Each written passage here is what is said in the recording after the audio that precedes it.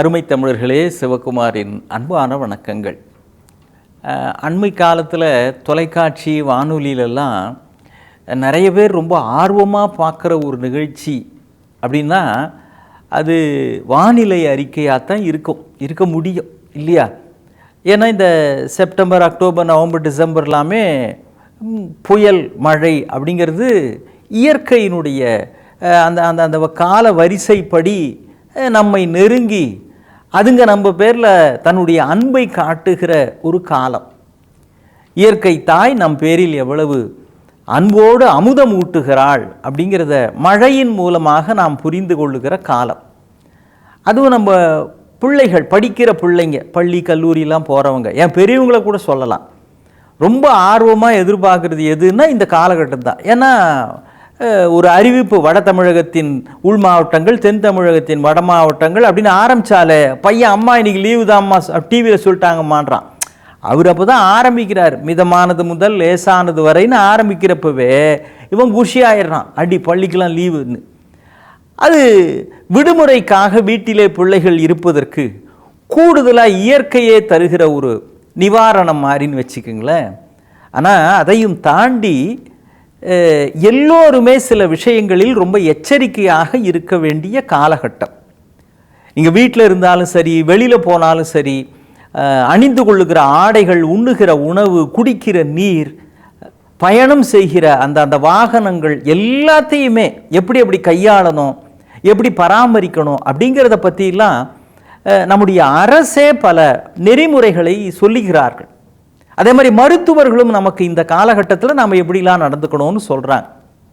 அதில் முக்கியமாக நாம் எல்லோரும் தெரிந்திருக்கும், இருந்தாலும் தெரியாதவர்களுக்காகவும் தெரிந்து கொஞ்சம் கவனக்குறைவாக விட்டவர்களுக்கும் ஒரு நினைவூட்டல் மாதிரி இந்த நிகழ்ச்சி. மழை நாட்களில் நம்ம வீடுகளில் கூரை ஒழுகுது அப்படின்னா உடனடியாக அதை சரி செய்து விடுங்கள்.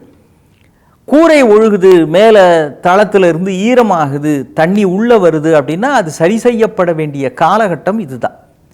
நம்ம பட்டிமன்றங்களில் தான் வேடிக்கையாக சொல்லுவாங்க, என்னப்பா ஒழுகுதே, இது சரி பண்ண முடியாதான்னா, இப்போ தான் மழை பெஞ்சிட்டு இருக்குதே, எப்படி ஒழுகுது அப்படின்னு அவர் கேட்குறார். அடே இப்போ இல்லைடா, நீ சரி பண்ண வேண்டிய சம்மர் டைமில் அப்படின்னா, அப்போ தான் மழையே பெய்யாதா, அப்புறம் இன்னத்துக்காக சரி பண்ணுறது அப்படின்னு இப்படி அடக்குமுடக்காக கேள்வி கேட்கறதுக்காக இல்லை. அடுத்ததாக வீட்டுக்கு உள்ளே சுவர்கள் ஈரமாக இருக்கின்றன அப்படின்னா அந்த ஈரத்தில் இருந்து வெளிவருவதற்கான அல்லது சுவர்களை மீண்டும் காய வைப்பதற்கான வழிமுறை என்னன்னு உடனடியாக நடவடிக்கை எடுக்க சொல்லுகிறார்கள். ஏன்னா மின்சாரம் அது வழியாக சுலபமாக கடத்தப்படும். அதுவும் குறிப்பாக இந்த மின் ஸ்விட்ச் இருக்குதே, அந்த விஷயங்களை கையாளுகிற பொழுது கவனமாக இருக்கணும். ஈர கையால் எந்த காரணத்துக்காகவும், காரணம் என்ன, ஈர கையால் மின்சார ஸ்விட்சை போடவே போடாதீங்க. எப்போ ஸ்விட்சு போட்டாலும் ஒரு விரலால் தான் ஆன் பண்ணணும், ஆஃப் பண்ணணும். சில பேர் ஏதோ இந்த கல்யாண வீட்டில் சந்தனம் கொடுத்தா அப்படி 4 விரலில் அள்ளுவாங்களே, அது மாதிரி ஸ்விட்சை அப்படி 4 கையால் போடுவாங்க, 4 விரலால் தட்டுவாங்க. எப்பொழுதுமே ஸ்விட்ச் போடுறப்போ ஒரு விரலால் போடணும், அந்த விரலும் ஈரமாக இருக்கக்கூடாது. இது இந்த மழை நாளில் நாம் எல்லோருமே கவனத்தில் கொள்ள வேண்டிய முக்கியமான விஷயம். அதையும் தாண்டி நம்ம வீட்டுக்கு வெளியில் குப்பைகள் சேர்ந்து விடாதபடி கவனமாக இருக்கணும். ஏன் தெரியுங்களா? இந்த குப்பைகள் சேர்ந்ததுன்னா பெருமழையின் பொழுது இந்த குப்பைகள்லாம் அடிச்சுக்கிட்டு போய் நம்ம தெரு ஓரத்தில் இல்லை தெருவுக்கு அடுத்தாப்பில் இருக்கிற இந்த பொது கால்வாய்களில் இவையெல்லாம் சேர்ந்துடும். அது வரைக்கும் நம்ம குப்பை மேடாக சேர்த்து வச்சது எல்லாம் போய் அந்த கால்வாய் தண்ணீர் ஓட்டத்தை அது அடைச்சிக்கும்.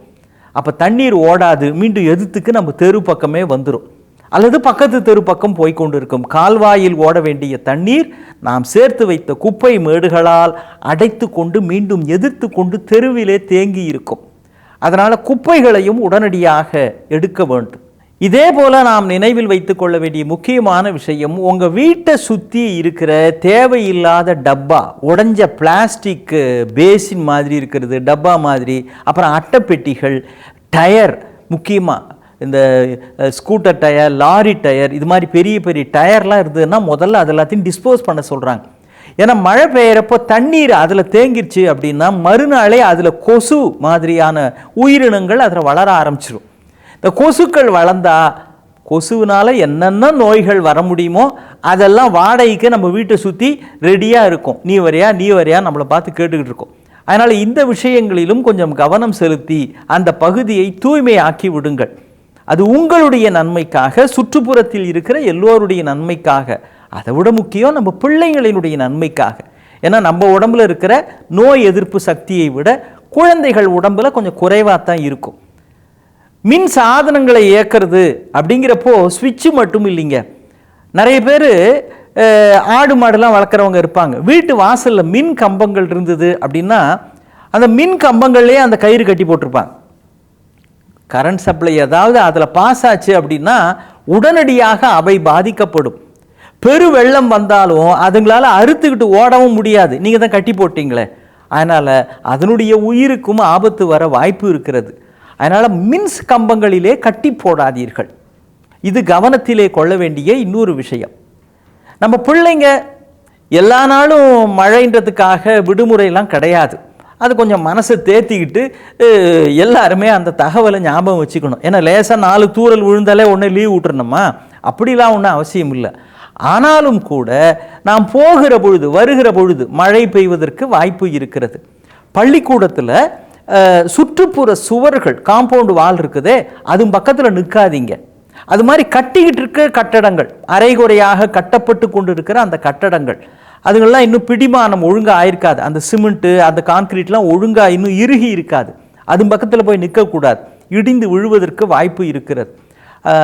அது மாதிரி இந்த டிரான்ஸ்ஃபார்மர்ஸ், கரண்ட் டிரான்ஸ்ஃபார்மர்ஸ், பேட்ரிஸ், இது பக்கத்திலலாம் மழைக்கு ஒதுங்கக்கூடாது. அதே போல் நாம் வைத்திருக்கிற வாகனங்கள், 2 சக்கர வாகனம், அப்புறம் காரு, இதெல்லாம் வச்சிருக்கிறவங்களுக்கு குறிப்பாக அரசே என்ன அறிவுரை சொல்லுகிறது அப்படின்னா, தரைத்தளத்திலே நிறுத்தாதீர்கள் கூடிய முட்டும். ஏன் பெரிய அளவில், அதுவும் லோ லையிங் ஏரியான்னு சொல்லுவாங்க, கொஞ்சம் தாழ்வான பகுதிகள்லாம் கூட இப்போ வீடுகள் குடியிருப்புகள்லாம் இருக்குது. ஆனால் தண்ணீர் என்ன தாழ்வான பகுதி குடியிருப்பு பகுதி நான் பார்த்துருக்கோம். எங்கே இடம் கிடைக்குதோ அது வந்துடும். அதெல்லாம் இருக்கக்கூடிய இடத்துல தான் நாம் போய் வீடு கட்டிக்கிட்டு இருக்கிறோம்.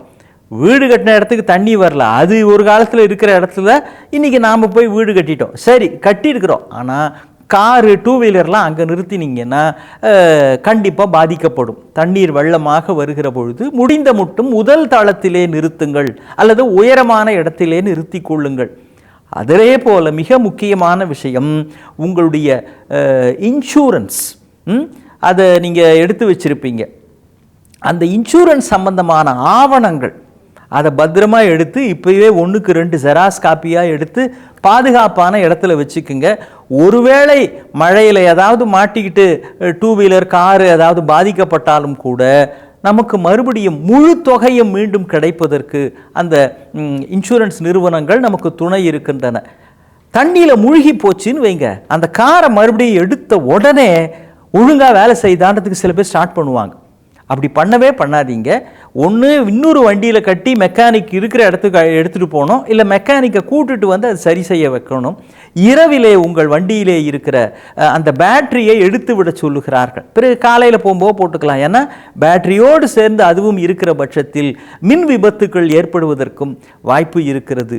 உண்ணுகிற உணவு எதுவாக இருந்தாலும் சூடான இருக்கிற உணவாக, ஆறிப்போனது 2 நாள் ஃப்ரிட்ஜிலிருந்து எடுத்து அப்படியே சாப்பிட்றது, இதெல்லாம் வயிற்றுக்கு, தொண்டைக்கு பாதிப்பை தரக்கூடியது. எனவே இந்த மழைக்காலம் தாண்டுகிற வரைக்கும் நம் உடம்பையும் பத்திரமாக பாதுகாக்க வேண்டும், வீட்டையும் பத்திரமாக பாதுகாக்க வேண்டும். மின்சார சம்பந்தமான விஷயங்கள் கையாளுவதில் எச்சரிக்கை இருக்க வேண்டும். அது மட்டுமல்ல, பள்ளிக்கும் கல்லூரிக்கும் சென்று வருகிற பிள்ளைகளுக்கும் இந்த தகவல்களை சொல்லுங்கள். இதை பத்திரமாக இந்த காலகட்டத்தை கடக்க வேண்டிய பொறுப்பு நம் ஒவ்வொருவருக்கும் இருக்கிறது. அரசு நெறிமுறைகளைத்தான் காட்டும், நாம் தானே பின்பற்ற வேண்டும். மீண்டும் சந்திப்போம். வணக்கம்.